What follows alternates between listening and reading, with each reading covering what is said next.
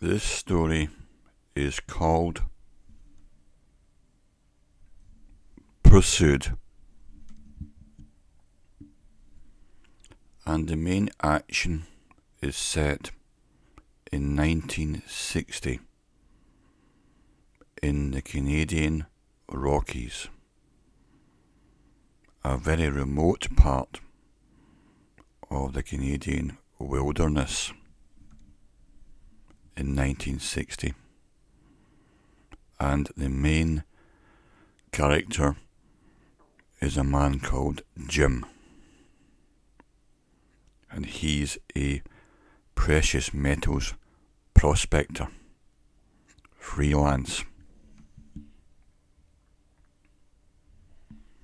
But in order to understand Jim's predicament, we need to go back in time by 1,000 million years, a billion years in time.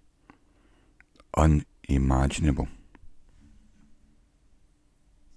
And all that time ago, there was an advanced civilization who flew starships, and they pursued the universe, prospecting themselves for resources.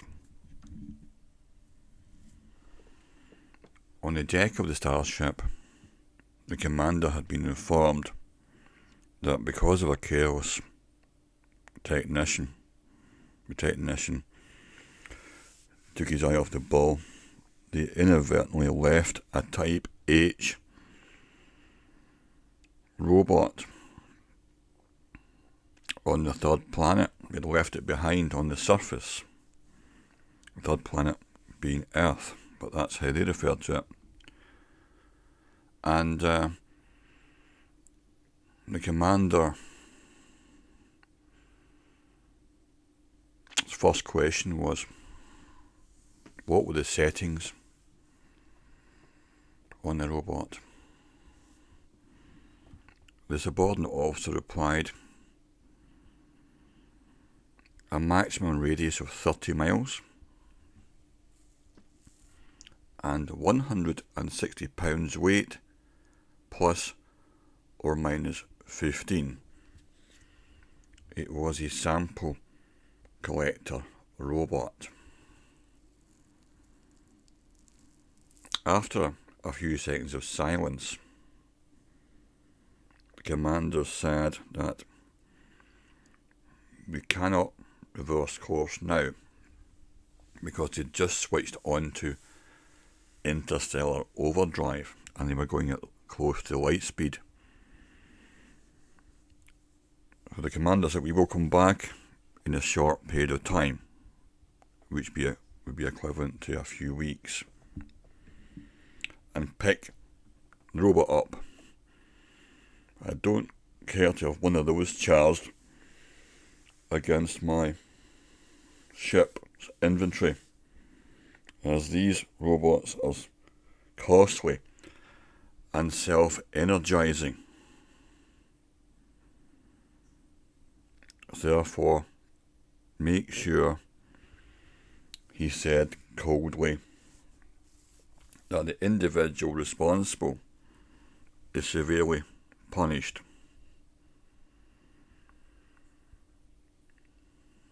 Thereafter, the Starship cruiser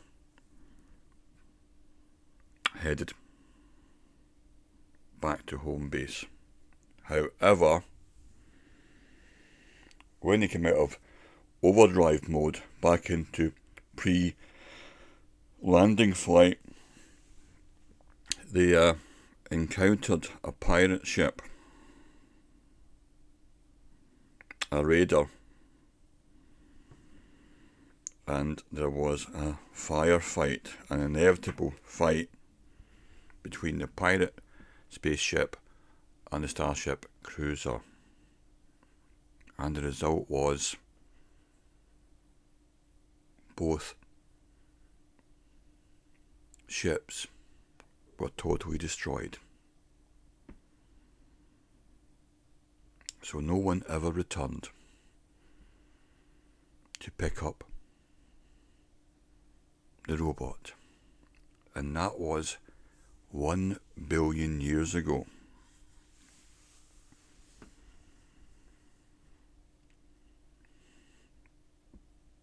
In 1960, Jim, our hero of the story, was in a remote part of the Canadian Rockies, and he knew nothing of this interstellar battle aeons ago. What he was dealing with was today. In his time, he was a pragmatist.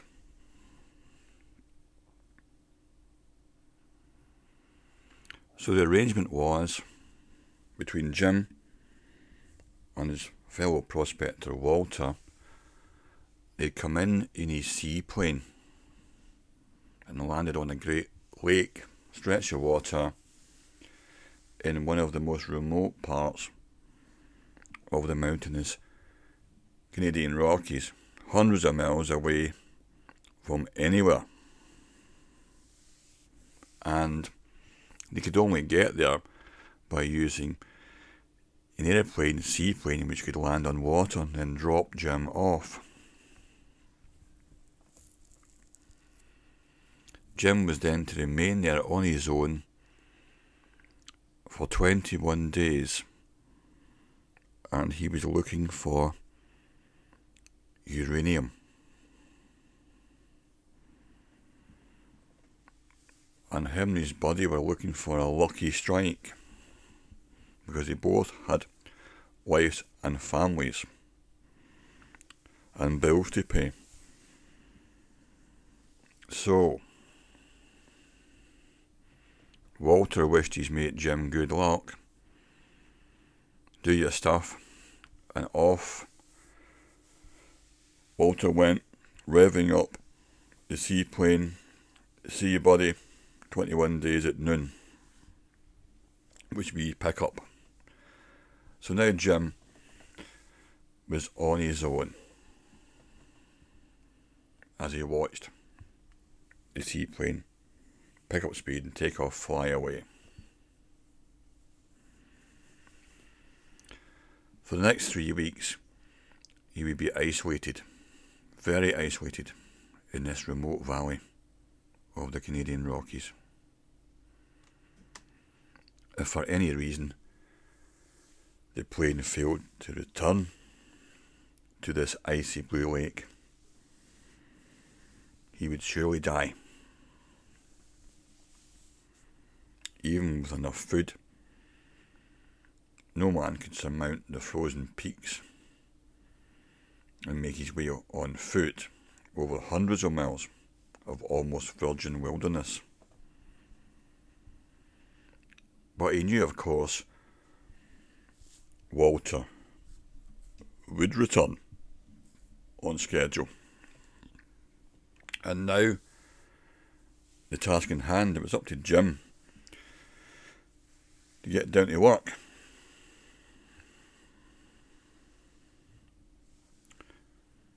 If not, they would lose their stake.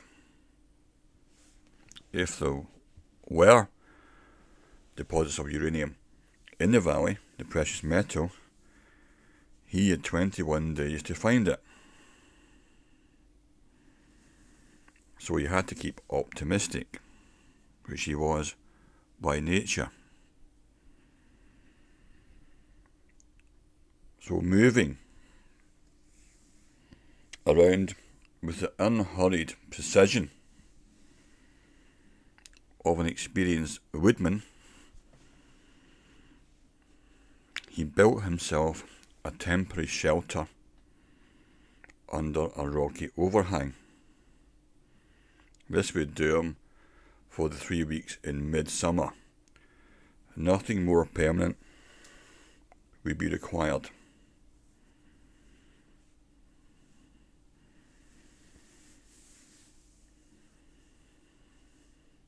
He perspired in the strong morning sun while he sorted out his supplies. He covered them over under the ledge with a waterproof tarpaulin, a tarp,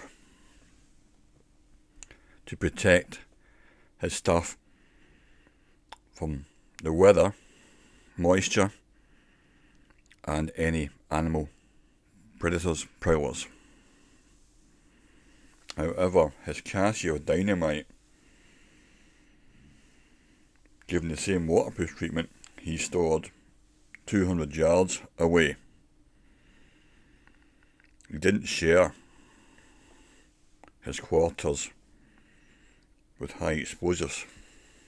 Jim wasn't a fool.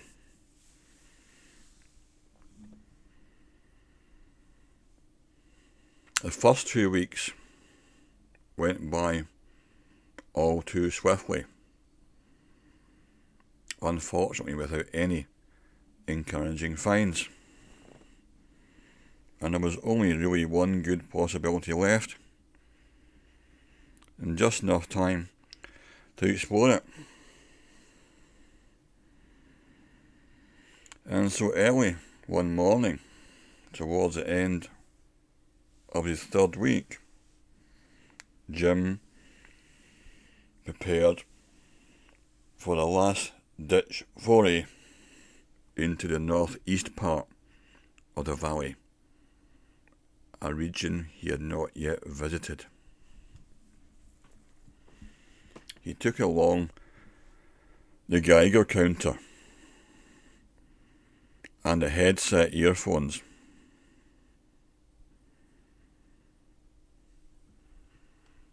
He also took a bulky and heavy rifle, which he had no enthusiasm for the weight, but it gave him comfort because this terrain was the natural territory of huge grizzly bears, and they were not to be messed with.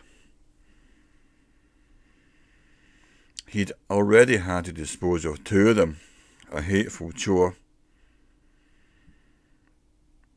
which was a damn shame because these bears were vanishing all too fast anyway.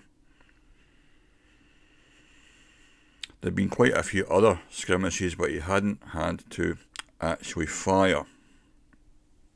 Also, he had a .22 pistol in a sheepskin holder back in his supply shelter.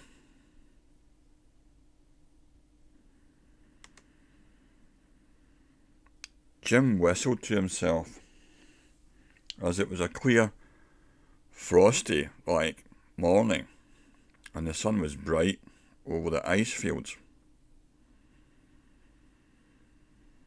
And there was a heady smell of summer, which delighted his heart.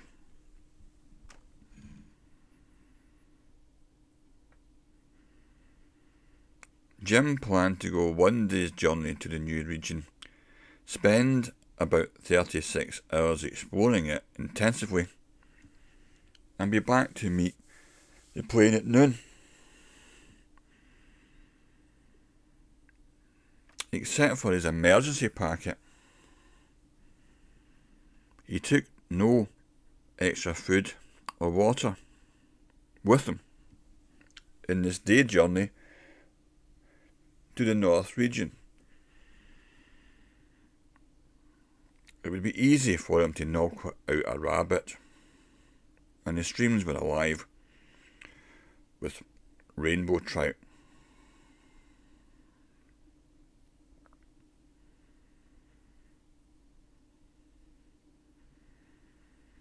All morning Jim walked, feeling an occasional surge of hope as the counter chattered. But its chatter always died down. The valley had nothing radioactive of value, only traces. It looked like they'd made a bad choice.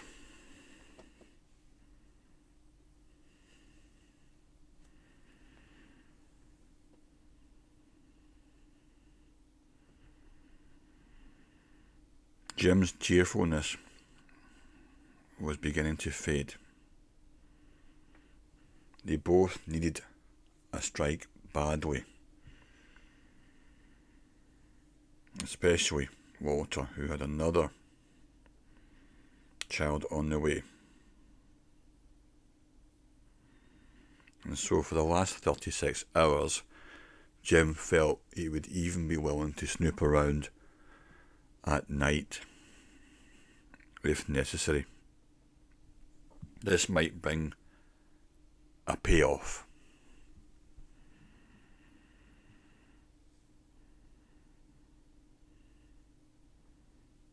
A wry smile touched Jim's lips,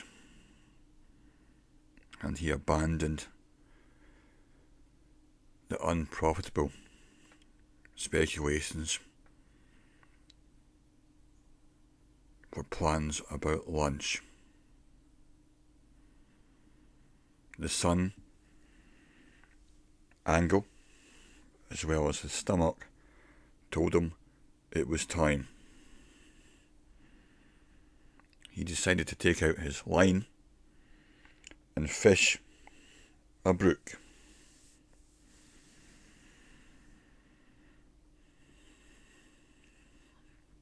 And then he rounded past a grassy outcrop and came upon a sight that made him stiffen to a halt, his jaw dropping. What he saw was like some enterprising giant's outdoor butcher shop. A great assortment of animal bodies, all neatly lined up in a triple row that extended almost as far as the eye could see. And what animals, to be sure. Those nearest him were ordinary deer, bear, cougars, and mountain sheep, one of each, apparently. But down the line were strange, uncouth, half-formed, hairy beasts, and beyond them, a nightmare conglomeration of reptiles.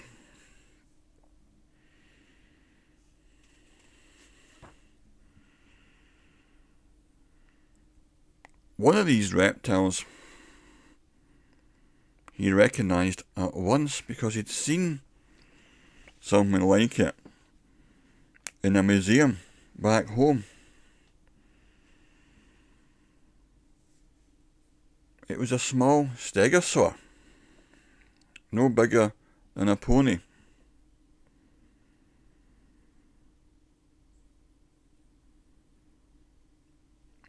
Fascinated by this, Jim walked along the line, glancing over the array. He peered closely at one scaly yellow lizard, and he saw its eyelid tremble. This meant he realised the truth. This indication. The animals were not dead, but paralysed, and miraculously preserved. Perspiration trickled down his forehead.